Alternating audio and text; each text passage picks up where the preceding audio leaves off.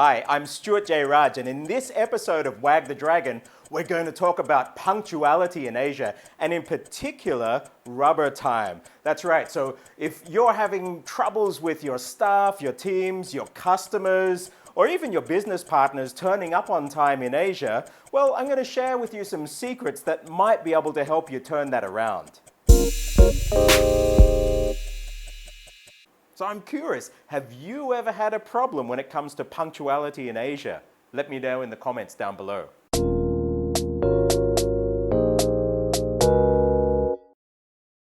As one of my first jobs out of high school, I worked for an Indonesian government office that was in Sydney there. And my job was to sit there and give information out and coordinate meetings for the boss. He was in from Indonesia and he was in Australia for a couple of years there, but he noticed after a couple of weeks of me being there, I was getting really stressed. Now, it was my job. I had to set appointments and keep appointments with government officials, with the press, with different business heads, with journalists, you name it. And they were coming in and he wouldn't be there. They would set a meeting for 10 o'clock and he would turn up at 12, 1 o'clock, and they would have been long gone. It was okay, and he just came in and lived another day in the office and went home at 3 in the afternoon and missed a few other meetings here and there. And I was copping the brunt of all of this on the phone and people actually yelling at my face, why isn't this guy turning up to the meetings? And when he saw that the stress had accumulated to a point that I was sort of not knowing what to do, I was ready to burst, he came to me and he said, begini, it's like this. Yang namanya waktu itu sebetulnya nggak ada. What we call time, it really doesn't exist. And I was shocked. Now, I grew up speaking Indonesian for years before that, and I know that there's issues with time, but come on, you're working in a Western country, you're working in Australia. And time, it does exist. It says it on there. But he said, enggak, sebetulnya nggak ada. Waktu itu yang seperti karet. Time is like rubber. You can stretch it. And of course, in Indonesian, if you speak Indonesian, you know the term jam karet, rubber time. Time is rubber. You can stretch it. And in Indonesia, it's so much part of the culture there that if somebody turns up late, now we're not just talking late, we're talking an hour late, hour and a half, 2 hours late. Somebody will just walk in, they'll say, maaf ya, ngaret. Sorry. And not only jam karet, time is rubber, but the word rubber now has actually turned into a verb in Indonesia, ngaret. Sorry, I rubbered it. Let's have a look at how time works across Asia. You've got your countries that are always on time. That's probably Korea, Japan. Taiwan. Taiwan's not bad. However, I've been in some areas where in Taiwan they've been late.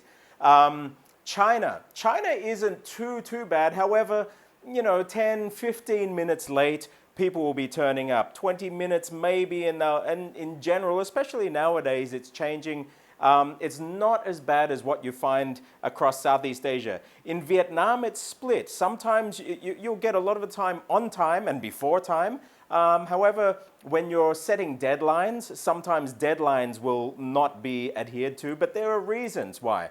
Now, then you get to the other Southeast Asian countries, Laos, Thailand, Cambodia, Burma, Indonesia, Malaysia, and I can tell you, in Thai, they call it Thai time. Indonesia, jam karet. In Malaysia's not as bad as Indonesia. However, people will turn up late, probably 10, 15 minutes late, 20 minutes late.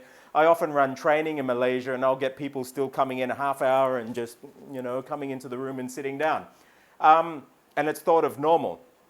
I'm here to tell you, though, that it is possible to create a culture within your organization of punctuality. My wife, actually, even though that she's Thai, she is of this new generation, and her concept of time is if your meeting is at 10 o'clock, you're there at minimum 9:45. Normally 9:30 and you're getting there. And so if she sets a meeting for 10 o'clock and somebody's more than 10 minutes late, she'll walk.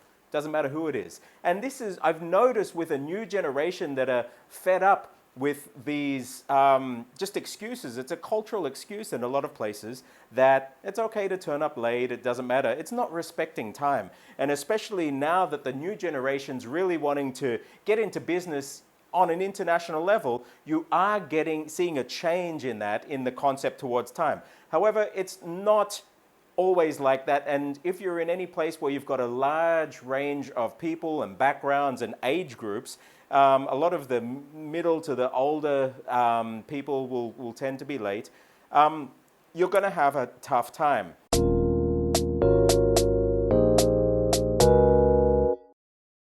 What I can tell you works is, one, if you put a reputation for yourself as somebody who is punctual, and you do walk, and I see it with my wife, eventually people start showing up on time, miraculously. Now, in a place like Bangkok, you know that the traffic is going to be bad, rot tit. You always hear that, there's bad traffic. In Indonesia, macet. In China, they will say, there's really bad traffic. Everybody knows this. And so as a CEO, as a manager, you can say, look, you guys, you know that we have bad traffic. So if I have a meeting set at 9 in the morning, you plan to get here at 8:15. And 8:30 is late. And that will probably get them there just on 9. And that happens until it starts to get into the culture. And I've worked with different clients throughout Thailand, Indonesia, Malaysia, Singapore, China, and they've started to do this. And I can tell you that even though it's a cultural thing and people might give a sheepish smile and saying, sorry, if you start creating a culture that just doesn't tolerate that and rewards people who are on time, I have seen cultural shifts within organizations. Now, when they get out into the rest of the world, that's where you see grief. Because if they then set up something that has to interface with people outside of that company culture, yeah, you're going to get people turning up late. Sometimes you've got to be hard. But if you create a reputation and you create an expectation, people will be on time. Now, the other thing I'll say to that, you have to earn the right to do that. So either people need to, respect you, and you have to have gained that respect from them, and you have to show them that you respect them respecting you back. And so that could come through business. It could come through, showing sincere concern towards them, their families. And once that's earned and you've built that rapport, then you can take the liberties of stepping your foot down when it comes to things like punctuality and things. If you're just going fresh into an organization, you start, yelling at people and screaming, no, you get on time, and if you don't come, you're going to lose your job. That's not going to work. It has to be a soft cultural approach, and you start with yourself, and if somebody sets a meeting, just walk out if they're late, and they'll quickly get the message. So it depends how you want to brand yourself and what your position in the organization, whether you are actually allowed to walk out of a meeting. But it's one way that I have seen work, and you can brand yourself as a punctual person, and eventually people will come around. If not, it's their loss. Time in Asia, punctuality. There are places, Korea, Japan, if you really want punctual, then you go there. Otherwise, you're going to have a degree of patience when it comes to time. But I'm really interested to hear your experiences about punctuality in Asia. Don't forget to leave a message in the comments. If you have had problems with punctuality, working in Asia, let me know. If you found a way to get over the punctuality issue, I also really want to know.